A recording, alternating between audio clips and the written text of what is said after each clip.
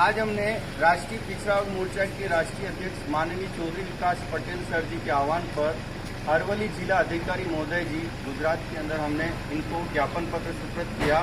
जो आज के पहले चरण का आंदोलन है ज्ञापन देना राष्ट्रपति महामहिम जी के नाम पर, तो हमने अरवली जिला अधिकारी महोदय जी को ज्ञापन पत्र सुपुर्द किया। इस ज्ञापन पत्र में क्या लिखा हुआ है वो मैं आपको पढ़कर सुनाता हूँ। इसमें 10 मुद्दे हैं। महामहिम, जाति आधारित जनगणना न करने, केंद्र सरकार द्वारा ओबीसी की जाति आधारित जनगणना न करने के विरोध में केंद्र में भाजपा की सरकार है, इसके प्रधानमंत्री एक ओबीसी हैं।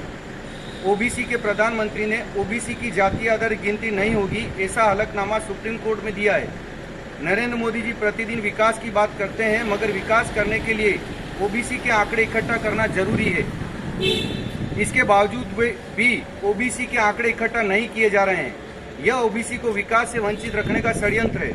एक ओबीसी का प्रधानमंत्री ओबीसी के विरोध में हलफनामा कैसे दाखिल कर सकता है? कहीं ऐसा तो नहीं आरएसएस वाले प्रधानमंत्री को रिमोट कंट्रोल से चला रहे हैं, इसलिए इसका विरोध करने के लिए भारत बंद कर रहे हैं। हमारा मुद्दा नंबर 2 है ईवीएम घोटाले के विरोध में। 24 अप्रैल 2017 को हम लोगों ने सुप्रीम कोर्ट में ईवीएम मशीन के साथ पेपर ट्रेल मशीन लगाने का केस जीता था। उसके विरोध में नरेंद्र मोदी की सरकार ने षड्यंत्र पूर्वक ईवीएम मशीन के साथ पेपर ट्रेल लगे मशीन से निकलने वाले कागजी मतपत्रों का मिलान करने का केस गलत तरीके से जीता। इसलिए पेपर ट्रेल से निकलने वाले मतपत्रों से भी मुक्त, निष्पक्ष और पारदर्शी चुनाव नहीं हो सकता। रिकाउंटिंग हो सकता है, मगर ऐसा नहीं किया जा रहा है। सुप्रीम कोर्ट के 8 अक्टूबर 2013 के निर्णय के समर्थन में और 8 अप्रैल 2019 के मात्र एक पोलिंग स्टेशन का मिलान करने के निर्णय में के विरोध में हम भारत बंद कर रहे हैं। हमारा मुद्दा नंबर 3 है निजी क्षेत्रों में SC ST OBC का आरक्षण लागू किया जाए। आरएसएस के समर्थन वाली मोदी की सरकार SC ST OBC के आरक्षण के विरोध में है, इसलिए ताबड़तोड़ निजीकरण के कार्यक्रम चलाए जा रहे हैं। निजीकरण से SC ST OBC का आरक्षण समाप्त हो रहा है, बल्कि जानबूझकर आरक्षण समाप्त कर रहे हैं। इसलिए इसके विरोध में और निजीकरण आरक्षण की मांग को लिए हम भारत बंद कर रहे हैं। हमारा मुद्दा नंबर 4 है MSP की गारंटी कानून बनाकर किसानों को दिया जाए। लंबा संघर्ष करने के बाद किसान 3 काले कानून वापस लेने में कामयाब हो गए। सरकार ने इसे वापस ले भी लिया, मगर किसानों को क्या मिला? कुछ नहीं मिला। 700 किसानों की जान चली गई। यदि MSP की गारंटी कानून बनाकर किसानों को दी जाती है तो किसानों की समस्या का समाधान हो जाएगा। इसके समर्थन में हम भारत बंद कर रहे हैं। NRC NPR CA के विरोध में हमारा 6ठा मुद्दा है।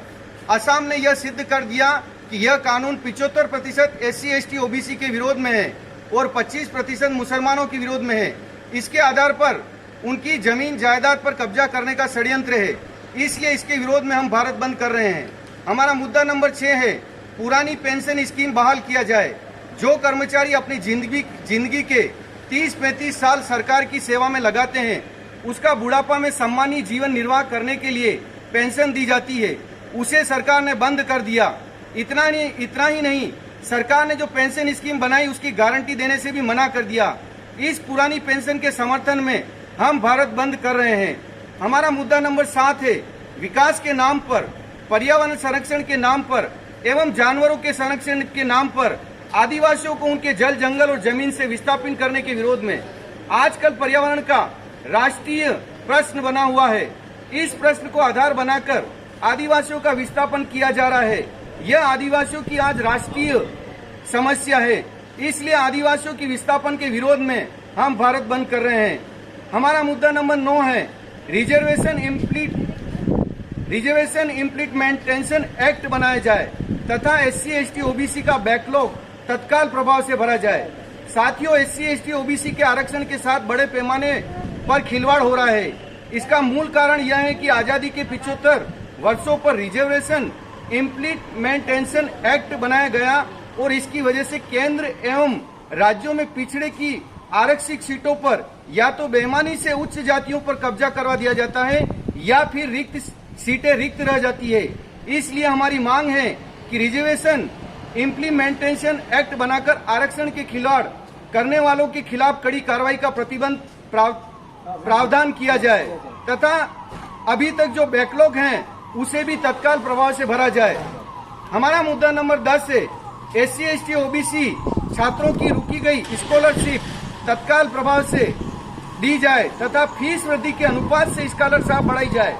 साथियों, पिछले कई वर्षों से SC ST OBC के तमाम छात्रों की स्कॉलरशिप रोक दी गई है, जिससे छात्रों को पढ़ाई का खर्चा उठाने में काफी समस्याओं का सामना करना पड़ रहा है।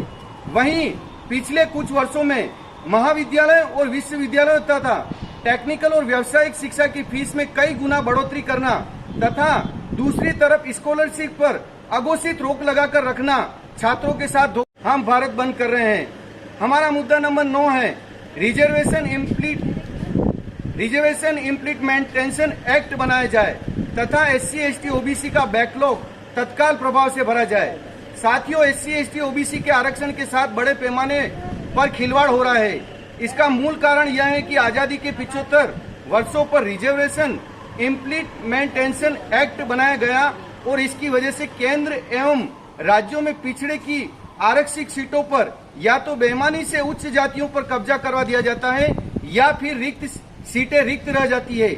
इसलिए हमारी मांग है कि रिजर्वेशन इम्प्लीमेंटेशन एक्ट बनाकर आरक्षण के खिलाड़ करने वालों के खिलाफ कड़ी कार्रवाई का प्रतिबंध प्रावधान किया जाए तथा अभी तक जो बैकलॉग हैं उसे भी तत्काल प्रभाव से भरा जाए। हमारा मुद्दा नंबर 10 है, SC ST OBC छात्रों की रुकी गई स्कॉलरशिप तत्काल प्रभाव से दी जाए तथा फीस वृद्धि के अनुपात से स्कॉलरशिप बढ़ाई जाए। साथियों, पिछले कई वर्षों से SC ST OBC के तमाम छात्रों की स्कॉलरशिप रोक दी गई है, जिससे छात्रों को पढ़ाई का खर्चा उठाने में काफी समस्याओं का सामना करना पड़ रहा है। वहीं पिछले कुछ वर्षों में महाविद्यालय और विश्वविद्यालय तथा टेक्निकल और व्यावसायिक शिक्षा की फीस में कई गुना बढ़ोतरी करना तथा दूसरी तरफ स्कॉलरशिप पर अघोषित रोक लगाकर रखना छात्रों के साथ धोखाधड़ी है। इसलिए हमारी मांग है कि छात्रों की रुकी स्कॉलरशिप तत्काल प्रभाव से दिया जाए तथा स्कॉलरशिप की राशि को फीस में बढ़ोतरी के अनुपात से बढ़ाया जाए। ये हमारी 10 मांगे हैं। राष्ट्रीय पिछड़ा वर्ग मोर्चा की मांगे पूरी न होने पर आगे के चरणों में आंदोलन किया जाएगा, जो निम्नलिखित है। आज हमने 17 अगस्त 2022 को राष्ट्रपति जी के नाम पे जिला अधिकारी महोदय को ज्ञापन पत्र दिया। हमारा दूसरा आंदोलन राष्ट्रव्यापी धरना प्रदर्शन होगा। हमारा तीसरा आंदोलन राष्ट्रव्यापी रैली प्रदर्शन होगी और अंत में हम भारत बंद करेंगे। साथियों, आपने राष्ट्रीय पिछड़ा वर्ग मोर्चा की ये सारी बात सुनी, उसके लिए धन्यवाद।